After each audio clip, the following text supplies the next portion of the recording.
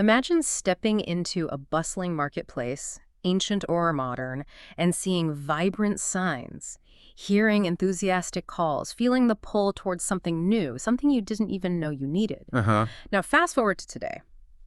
That marketplace has gone digital, it's in your pocket, on your screen, whispering tailored suggestions directly to you. We're talking about advertising. Right? It's everywhere. A force so ubiquitous, so deeply woven into the fabric of our daily lives that we often barely notice its immense power. But here's the truly intriguing question that sparks so much debate.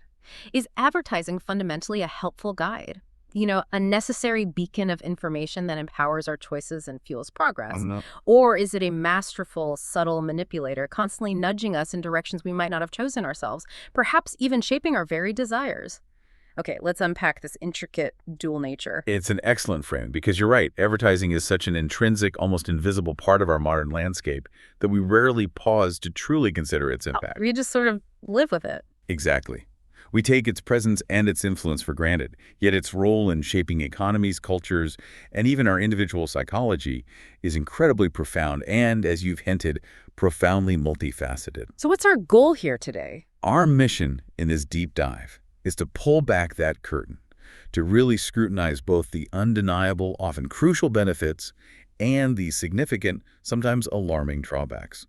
We want to empower you, our listener, to navigate its pervasive influence with a more critical, informed, and discerning eye. Recognizing the levers it pulls. Recognizing the subtle levers it pulls, yeah. And to guide us through this intricate, often paradoxical landscape, we've pulled a really comprehensive piece of analysis, an IELTS essay titled Advertising's Dual Nature, Benefit and Manipulation. Sounds like a good starting point. Yeah, this isn't just a basic overview. It's a well-structured argument that offers a fantastic, balanced framework to explore these complexities.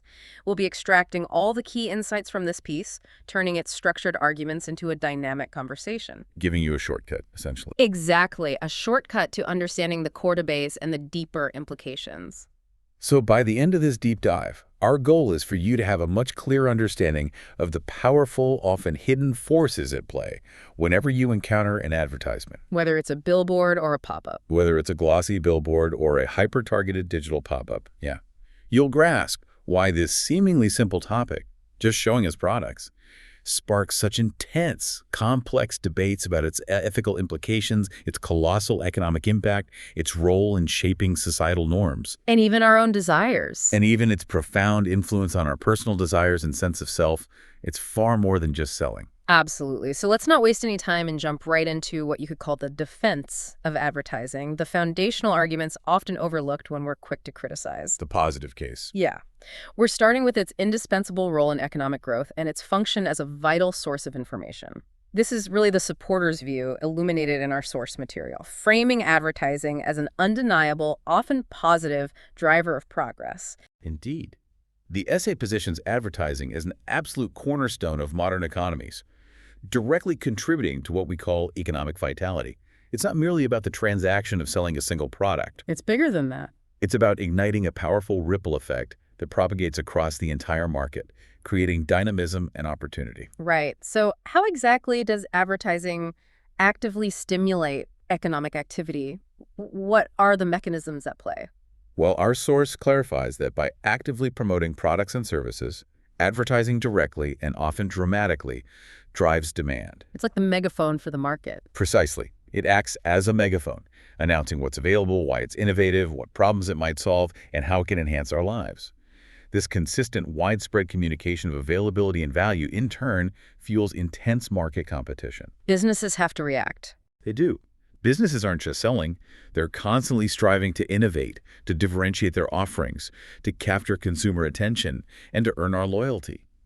This relentless pursuit of advantage ultimately supports the growth of businesses across virtually every sector imaginable. From tiny shops to huge corporations. From local artisans to multinational tech giants. Without advertising, a new product, no matter how brilliant, would struggle to find its audience, and a groundbreaking service would languish in obscurity. It's the engine oil for the economic machine.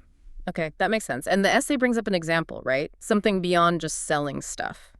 Yes, and it's a particularly compelling example of this societal impact beyond mere commercial gain.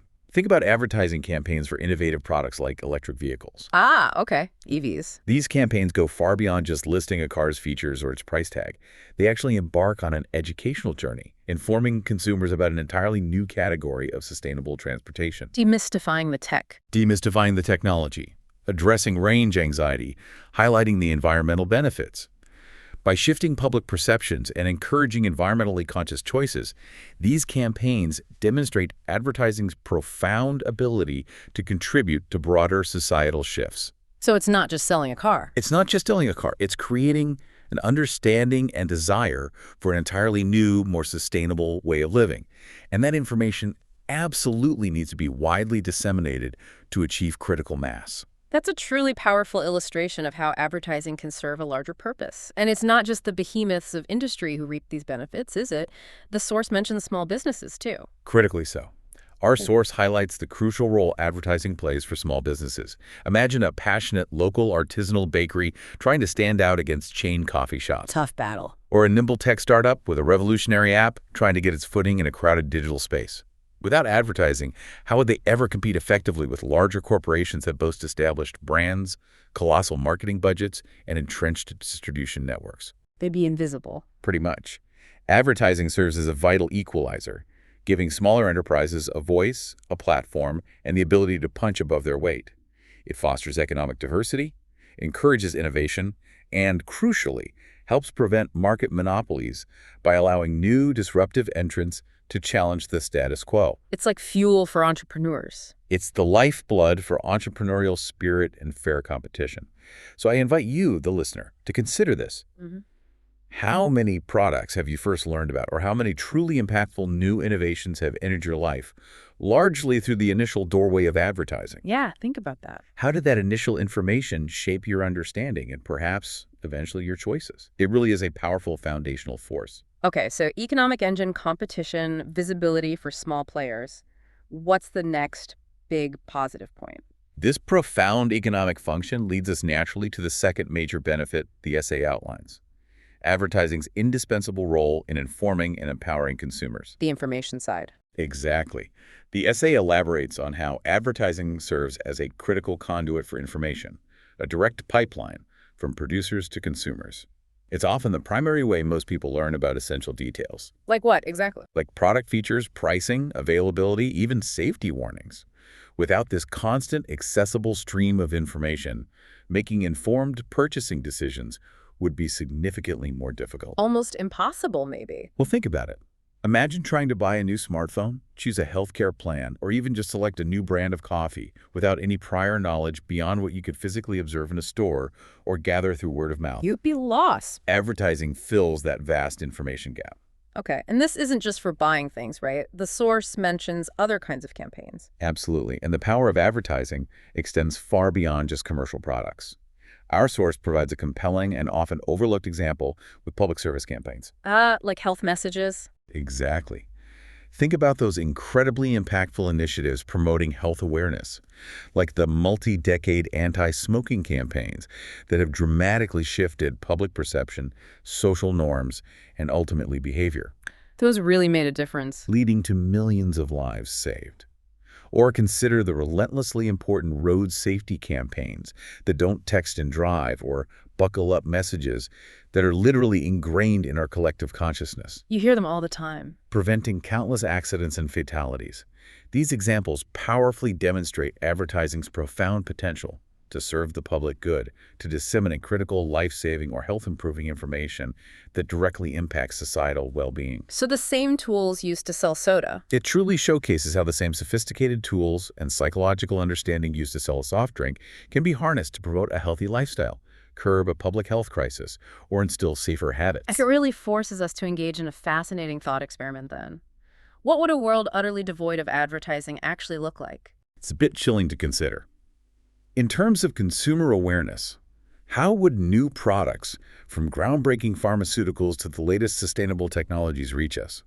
How would we even begin to compare options or understand their benefits? And the public service stuff. And perhaps most crucially, how would vital public health initiatives, which rely so heavily on widespread understanding and behavioral change, manage to get their critical messages out to the population effectively. It would leave a huge gap. The absence of advertising would leave a monumental void in how information is shared, assimilated, and acted upon by the public, potentially stymieing progress and endangering public welfare. That's a truly unsettling thought when you consider how many vital pieces of information we absorb daily without conscious effort thanks to these campaigns. It truly puts into perspective how deeply ingrained advertising is. And it doesn't stop at national borders. Right. Moving beyond national borders, our essay also broadens the scope to the globalized economy. It explains that advertising significantly facilitates international trade by literally shrinking the world, by introducing consumers to a vast array of diverse products from every corner of the globe. And this process enhances far more than just market access for businesses. It actively fosters what we call cultural exchange. So seeing ads for foreign products teaches us things. In a way, yes.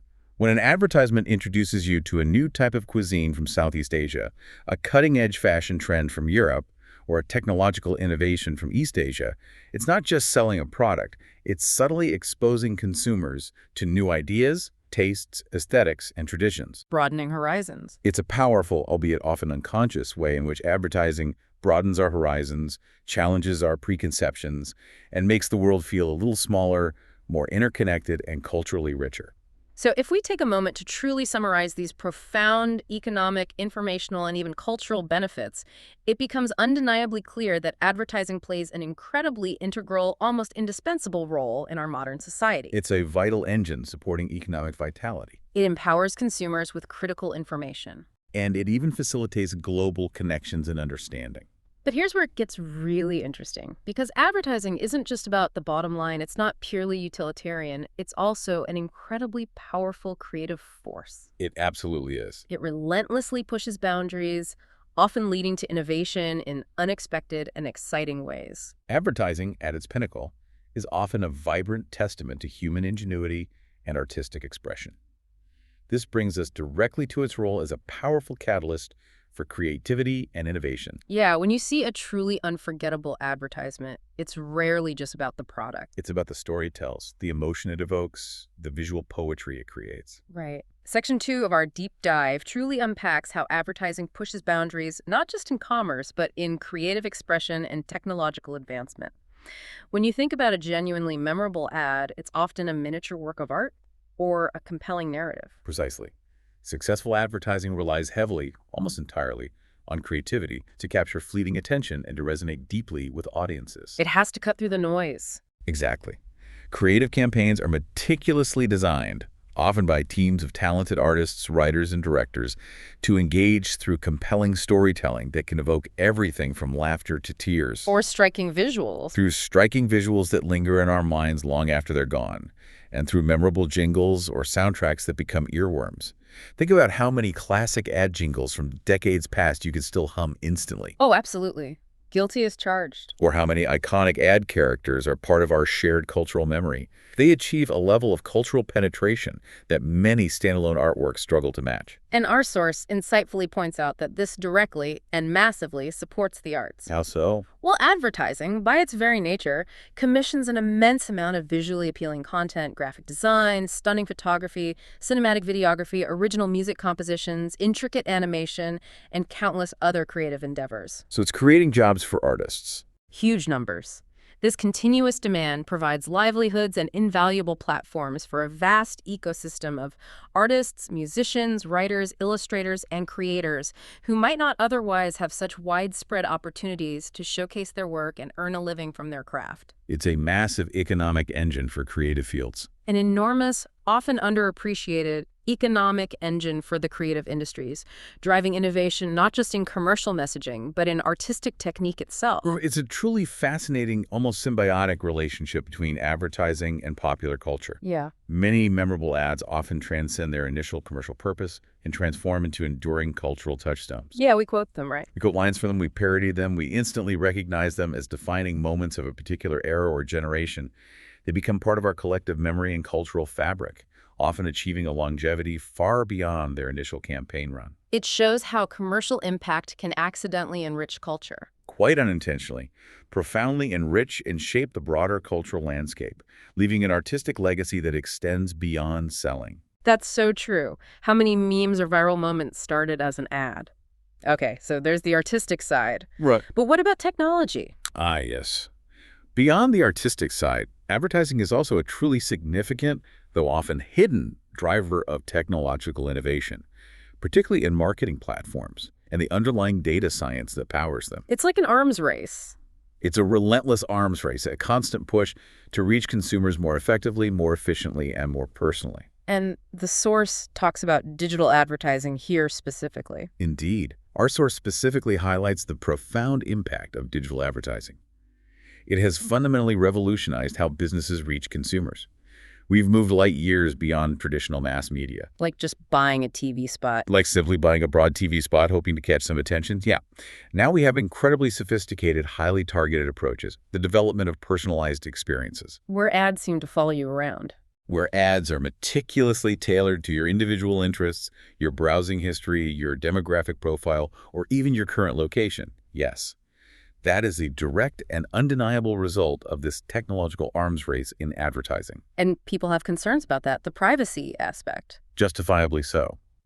And while these personalized experiences often justifiably raise privacy concerns, it's also undeniable that they can, at their best, enhance convenience for the consumer, making the ads we do see feel more relevant and less like random, irritating noise. And here's where we get to that aha moment for you, the listener. Mm. Many of the most sophisticated tracking technologies we now encounter are online. Cookies, algorithms. From cookies that follow your digital footprint across websites to complex machine learning algorithms that can predict your next purchase with uncanny accuracy, didn't originate from a pure scientific quest. They came from marketing needs. They often have their primary roots in making advertising more effective. They were developed, refined, and deployed to ensure ads reach the precise person at the precise moment with the precise message. So commercial pressure drove tech development. In essence, commercial pressures and the relentless pursuit of more effective advertising have been a primary engine for the development of many technologies we now take for granted, often with profound and sometimes unintended societal consequences that ripple far beyond mere sales. Affecting privacy, data security, Yeah. even free will. Even our understanding of free will, potentially. Wow. Okay, so to briefly summarize these powerful, positive aspects, advertising's integral role in supporting economic vitality, empowering consumers with critical information, and even acting as a catalyst for both creative and technological progress is not just undeniable. It's fundamental. It's fundamental. It makes advertising an indispensable, if often controversial, part of modern society. So that's a genuinely powerful case for the good. We've seen how advertising can be a driver of progress, a vital source of information, and a powerful catalyst for creativity and innovation. It can empower, but as our source meticulously points out, there's a flip side, a shadow. There are significant, often deeply troubling concerns about its ethical implications, and now we absolutely need to dive into that shadow side of manipulation and materialism. Yes. What's truly fascinating here, and indeed deeply concerning, is how the very same powerful tools and sophisticated techniques that allow advertising to inform, engage, and even uplift us The same tools. can, when unchecked or wielded irresponsibly, be twisted and perverted for ill. This next section introduces the critic's contention from the essay, emphasizing advertising's profound potential for manipulation and its pervasive role in fostering a culture of materialism. That's the other side of the coin. It's a stark reminder of advertising's dual nature. Let's start with the more direct accusations and the deliberate intent to mislead. Our source meticulously details the insidious use of manipulative tactics in advertising. Like what specifically? This includes practices like exaggerated claims, where the truth is not just stretched, but often distorted or embellished to make a product seem far better, more effective, or more unique than it genuinely is. Puffery, sometimes. Right. And then there are emotional appeals, which are specifically designed to bypass rational thought entirely, instead directly targeting our deep-seated feelings, our insecurities, our fears, or our aspirations to create an impulse to buy. Playing on emotions, not logic. Exactly. And crucially, these tactics are not randomly applied. They are often meticulously designed to exploit specific consumer vulnerabilities. Targeting weaknesses. Yeah.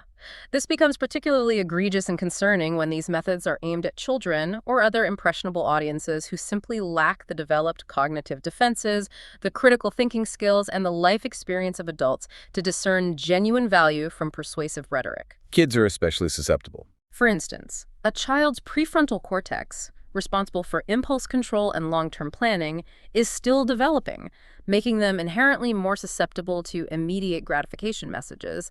They are, in essence, less equipped to filter and resist. And the essay gives an example of this, right? Food ads. A stark and, frankly, quite disturbing example: advertisements promoting unhealthy foods specifically targeting young viewers. Think about the sensory overload. Bright colors, cartoons. The vibrant, almost hypnotic colors, the beloved cartoon characters, the catchy, irresistible jingles, the promise of fun and excitement, all meticulously designed to appeal directly to a child's imagination, their developing tastes, and their innate desire for immediate pleasure. It's not just selling snacks, then. The persuasive imagery and direct emotional appeals in such ads don't just sell snacks. They contribute directly to alarming societal issues like childhood obesity, illustrating a clear ethical breach where short-term corporate profit is blatantly prioritized over the long-term health and well-being of a vulnerable demographic. Profit over health. It's not just about a specific product choice. It's about exacerbating a public health crisis. It's a critical point for reflection for all of us. I would ask you, the listener, to consciously think about ads you see recently that felt emotionally manipulative. Maybe playing on insecurity? Perhaps they subtly played on your insecurities about appearance, or your deep desire for belonging, or even your anxieties about the future. Or consider ads that clearly, almost ruthlessly, targeted groups that might struggle to resist their powerful, often subliminal messages. Makes you question the intent. It makes you question the true intent and the ethical boundaries behind that glossy, alluring facade. Right.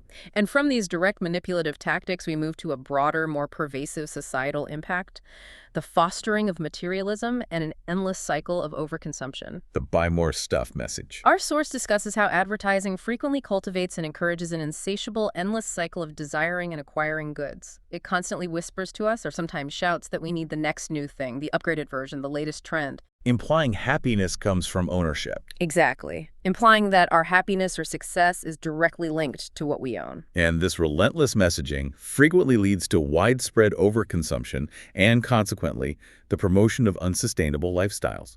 Buy, discard, repeat. We are subtly, and sometimes not so subtly, encouraged to buy, discard, and then buy again, creating a relentless, ever-accelerating demand for finite resources and generating enormous amounts of waste, often for products we don't truly need or that have a built-in limited lifespan. And social media makes this worse. The essay powerfully highlights the constant bombardment of ads, which is particularly prevalent and insidious on social media platforms, as a key driver here. You see it everywhere, often disguised as lifestyle content. This pervasive, almost inescapable exposure to idealized images and narratives creates immense pressure to conform to idealized standards of beauty, success, or social status. Keeping up with the Joneses digitally. Yeah. Social media in particular is a hotbed of curated perfection, often overtly or subtly sponsored by brands, making us feel like we're constantly falling short, that our lives aren't as glamorous or effortless as those we see. That comparison trap. This constant comparison game, fueled directly by advertising, frequently leads to profound feelings of anxiety, inadequacy, and dissatisfaction among individuals. You're constantly bombarded with what you could have, what you should be. And it's always tied to buying something. Almost always inextricably tied to acquiring a product or subscribing to a consumption-driven lifestyle. And if we extrapolate a bit, this raises deeply unsettling questions. Consider the long-term psychological and societal impact of this constant comparison and the relentless, often futile pursuit of external validation through consumption. What does it do to us? What does this do to our collective mental health, our genuine sense of self-worth, and our societal priorities when happiness and fulfillment become so strongly, almost exclusively, equated with what we own, how we appear to others, or our ability to keep up with the latest trends? It's a profound question. And advertising clearly plays a significant, almost foundational role in shaping this mindset. From these psychological and societal harms of manipulation and materialism, we need to consider even more explicit dangers and often ignored consequences.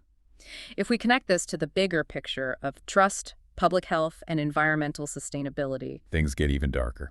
advertising can also delve into outright deception and carry a significant, yet frequently overlooked, environmental cost. Indeed. This leads us directly into Section 4 of our deep dive, where we explore the more severe ethical breaches in advertising, including outright deception and its tangible, often ignored, environmental footprint. The really damaging stuff. These are the areas where advertising's negative impact becomes truly undeniable and damaging. So our source makes it unequivocally clear that advertising can, and regrettably often does, cross the line from mere persuasion to outright deception. Beyond just stretching the truth. Misleading advertisements don't just stretch the truth. They actively trick consumers, providing false or incomplete information that guides them to make choices they would otherwise avoid. This has a massive and corrosive ripple effect. It's eroding trust. Eroding trust not just in the specific brands or products that are deceptive, but in the entire advertising industry as a whole. It cultivates a pervasive cynicism, making people question the authenticity and integrity of virtually everything they see and hear. Makes you skeptical of everything. Legitimate or otherwise.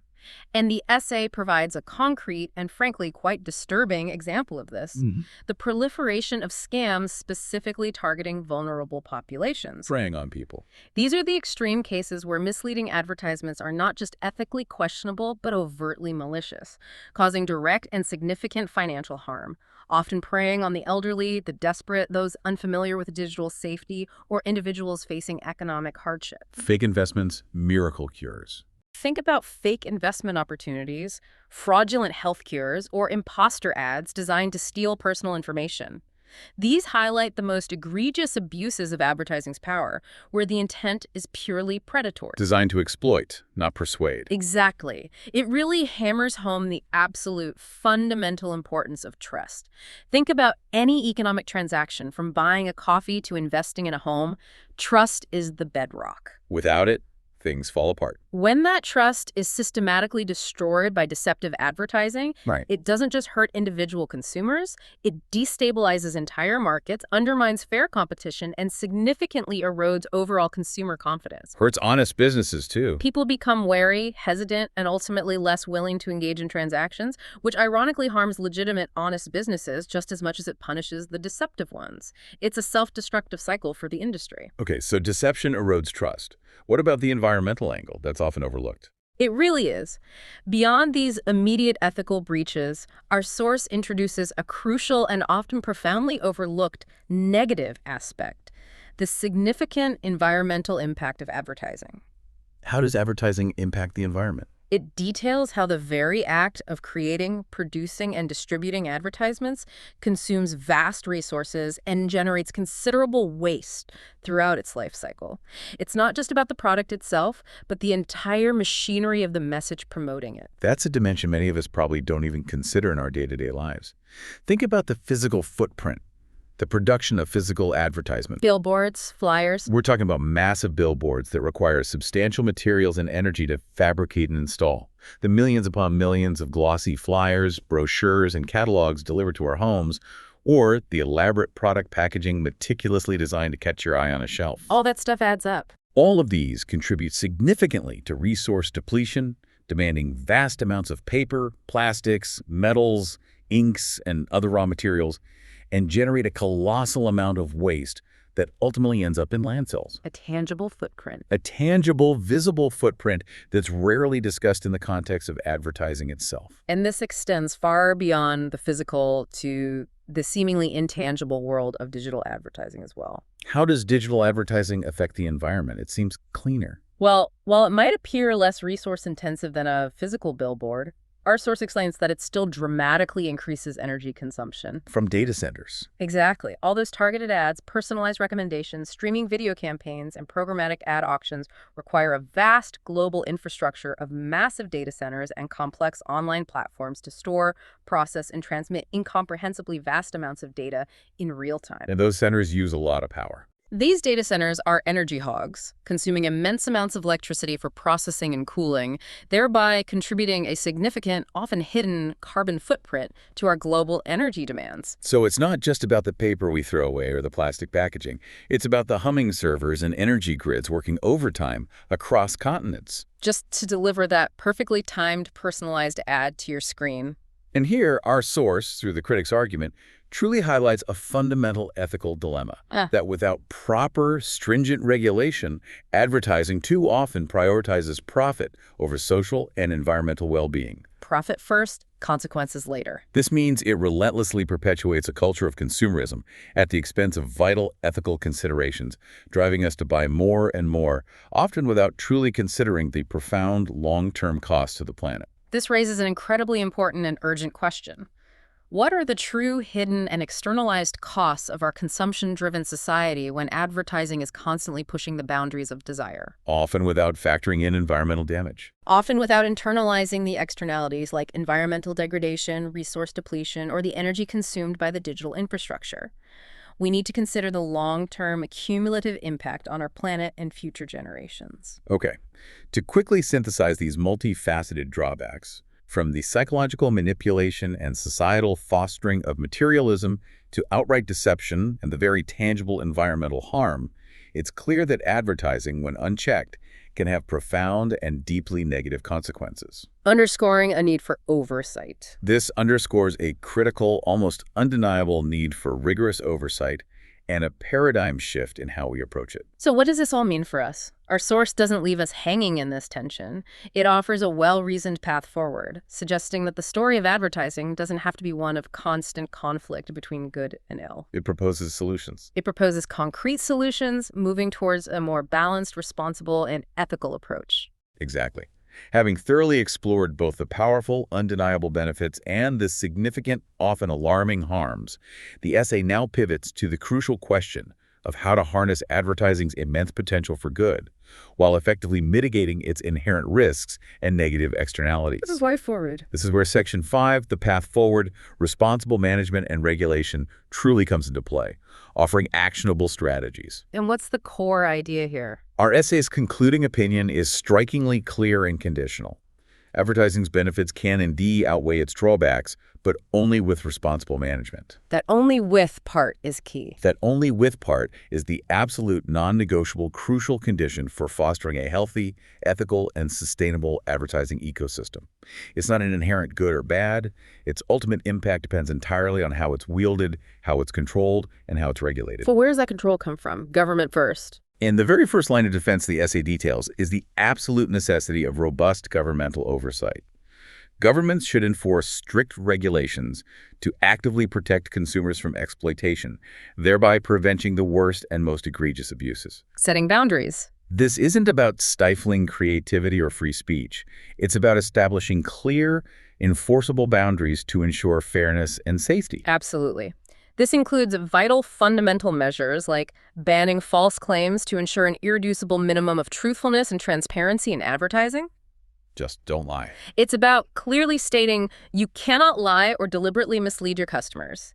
And crucially, it means restricting ads specifically targeting vulnerable groups like children who, as we discussed, lack the cognitive defenses to properly evaluate persuasive messages. And there are real-world examples. Our source gives the concrete example of policies implemented in the European Union that meticulously limit the advertising of unhealthy products to minors. This isn't just a suggestion. It's a practical, legally enforced measure specifically designed to protect public health. Shielding kids from marketing pressure. By shielding a population that lacks the fully developed critical faculties to resist highly persuasive marketing. The rationale behind such regulations is incredibly clear and ethically sound.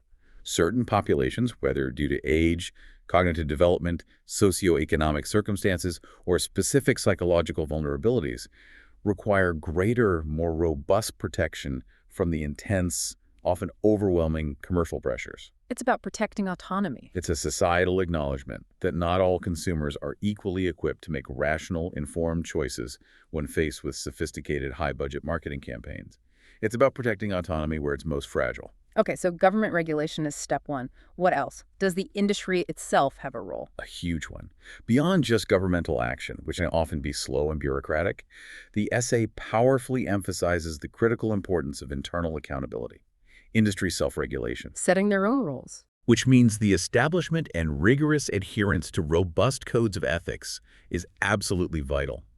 This means the advertising industry itself, collectively, taking proactive responsibility, setting high standards for transparency, accountability, and ethical conduct. And enforcing them. And actively policing its own members to ensure compliance and maintain public trust. One could certainly speculate about how a truly self-regulating industry, one genuinely committed to strong, enforceable ethical codes, could actually foster even greater trust and, ironically, more innovation without the constant threat of external governmental pressure. If people trust the ads more. When consumers implicitly trust an industry, they become far more receptive to its messages, and brands within that industry ultimately benefit from that invaluable goodwill. It could create a powerful, virtuous cycle where ethical practices are not just a compliance requirement, but a significant competitive advantage. Okay, government, industry. What about us, the consumers? But the responsibility doesn't just lie with governments or with the industry itself. Our source insightfully highlights the crucial, empowering role of the individual consumer. You, the listener, should be actively educated about media literacy, More than just reading. which goes far beyond just reading comprehension. It's about developing the critical ability to analyze, evaluate, and truly understand the messages conveyed through various media, including, and perhaps most importantly, the often subtle and pervasive messages embedded within advertising. Seeing behind the curtain. This education is fundamentally empowering. It equips individuals with the cognitive tools to critically evaluate advertisements on their own terms, to deconstruct manipulative tactics, to identify exaggerated claims, and to ultimately make truly informed, autonomous choices. Instead of just being swayed. Rather than being passively swayed by emotional appeals or deceptive rhetoric, this directly addresses the learner persona's deep desire for tools to understand and navigate information, giving you, the consumer, the power to decipher what's truly being communicated and why. And going back to the environment, how can advertising become more sustainable? And addressing the significant environmental concerns we discussed earlier, the essay also meticulously details practical solutions for a more sustainable future for advertising. Sustainable advertising practices Like using better materials. include things like consciously using eco-friendly materials for physical ads, think recycled paper, biodegradable inks, or even digital-first campaigns that reduce physical waste. It also means actively promoting ethical brands that themselves align with environmental values, Using advertising's power for good. turning advertising into a force for good by amplifying messages of sustainability. This directly connects back to our earlier discussion on advertising's environmental impact. It demonstrates how the industry can and must adapt to mitigate harm by choosing responsible production methods and by actively promoting products and services that themselves contribute to a more sustainable world. Guiding consumers towards green choices. It's about using the immense power and reach of advertising to guide consumers towards greener choices rather than away from them, effectively making advertising part of the solution rather than merely a perpetuator of unsustainable consumption. And finally, let's revisit technology. We talked about the problems, but can it be part of the solution too? Definitely.